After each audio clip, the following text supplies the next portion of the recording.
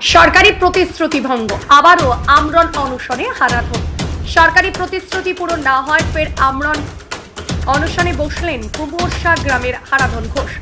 চলতি বছরের 1 জুলাই তিনি কুমুরশা গ্রাম পঞ্চায়েত চত্বরে অনশন শুরু করেছিলেন। অভিযোগ, তাদের জমিতে নির্মিত হয়েছে পিএইচই অফিস, কিন্তু সেখানে কাজ না দিয়ে পঞ্চায়েত প্রধান নিজের স্ত্রীকে চাকরি দিয়েছেন। সেই সময় গোঘাট এক তৃণমূল নেতৃত্ব 1 সপ্তাহের মধ্যে কাজের ব্যবস্থা করার আশ্বাস দিলে অনশন তুলে নেন হারাধন বাবু।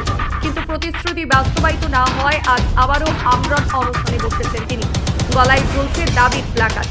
প্রধানের স্ত্রীকে পিএইচির চাকরি থেকে বাদ দিতে হবে, আমাদের দাবি মানতে হবে। হারাধনের অভিযোগ, পঞ্চায়েত প্রধান ব্লক সভাপতি এখন আর চিনতে চান না, শুধু বলছেন দেখছি। ঘটনাকে ঘিরে চাঞ্চল্য ছড়িয়েছে গোঘাট 1 ব্লকে। কি বলছেন হারাধন বাবু, চলুন শুনে নেওয়া যাক। আমাদের নিজ ভূমি নিজ গিয়ে 4 শতক জায়গা দেওয়া হয়েছে, সেখানে পিএইচই অফিস করেছি এবং আমাদের মৌখিক কথাবার্তা বলেছিল যে আমাদের ওখানে কাজ দেবে। কিন্তু এখন দেখছি প্রধানের স্ত্রীকে চাকরি দিয়েছে, প্রধানের ঘনিষ্ঠ 2জনকে চাকরি দিয়েছে, কিন্তু আমাদের সেখান থেকে পুরোপুরি বঞ্চিত করেছে। গত মাসের 1 জুলাই আমরা এখানে অনশনে বসেছিলাম, কিন্তু 2 তারিখে বিডিও সাহেবের অফিসে আমাদেরকে আবার ডাক করেছিল।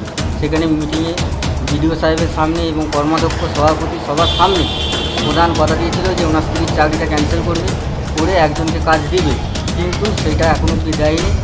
1 সপ্তাহের মধ্যে দেওয়ার কথা ছিল, সেখানে আজকে 1 মাস 10 দিন হয়ে গেছে আমাদের দেয়নি এবং আমরা বিভিন্ন দপ্তরে গেলাম, সেখানে কোনো রকম সুরাহ না পেয়ে আমরা পুনরায় আবার এই কথাটা কে দিয়েছে?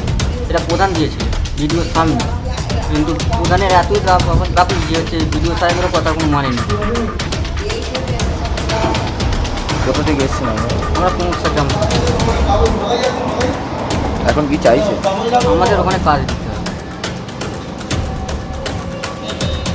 আমরা ভূমিহীন, আমাদের কিছু জমি জায়গা কিছু নেই, সেই জন্য 2015 সালে আমাকে ওখানে একটা বার্তা দিয়েছিল 4 শতক জায়গা নিজ ভূমি নিজ গিয়ে, কিন্তু সেই জায়গাটার পরেই পিএইচই সজলা জল পুকুর গোটা সেই কাজও হলো না? না, কাজও হয়নি এবং এখন যে কোনো দপ্তরে কোনো রকম আমাদেরকে বার্তা দিচ্ছে।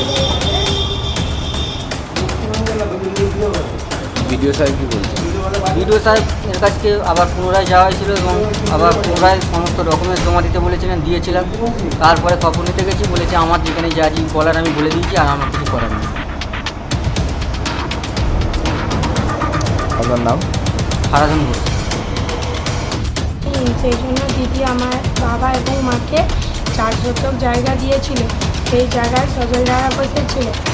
প্রধান আমাদেরকে চাকরি দিবে বলেছিল, কিন্তু দেয়নি। সেই জন্য আমরা 1 জুলাই অনশনে বসেছিলাম। রাত 10টার সময় আমাদের ব্লক সভাপতি এবং স্থানীয় মেম্বার এসে আমাদেরকে অনশন থেকে তোলেন। পরের দিন আমাদের মিটিং হয় গোঘাটে, সেখানে প্রধান বলেছিল আমাদের চাকরি দেবে, কিন্তু চাকরি দেয়নি। এই জন্যই বসে? হ্যাঁ, আমরা খুব গরিব, যেটুকু রেশনের চাল পাই কোনো রকমের সংসার চলে।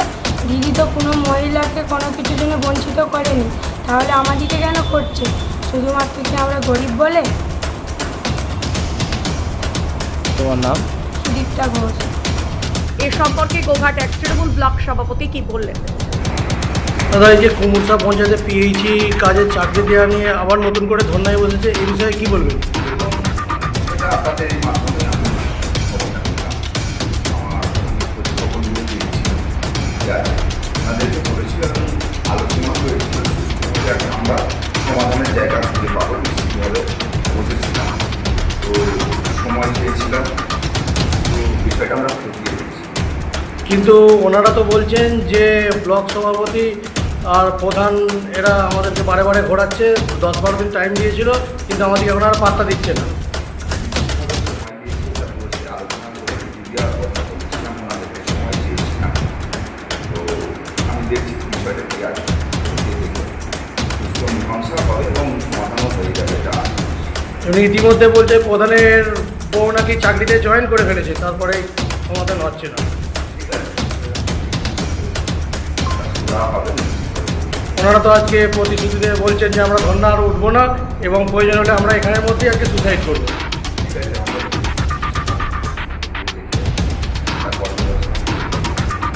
আপনার পরিচয়? আমরা সব তৃণমূল কংগ্রেস। আমরণ অনশন প্রসঙ্গে বিজেপি নেতা রাজু রানা বিস্ফোরক মন্তব্য করেন। তিনি তৃণমূল কংগ্রেসকে কটাক্ষ করে কি বললেন?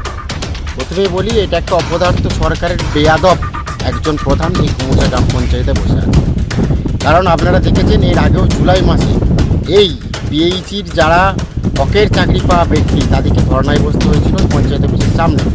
কিন্তু তখনকার সময়ে সেই তৃণমূল কংগ্রেসের সভাপতি থেকে শুরু করে বিডিও তাকে তাদেরকে চাকরির আশ্বস্ত করেছিল।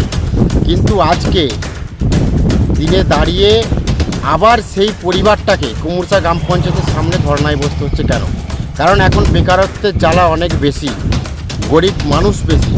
আজকে তার হকের চাকরি প্রধান পুরোপুরিভাবে আত্মসাৎ করেছে, নিজের স্ত্রীকে চাকরি দিয়েছে,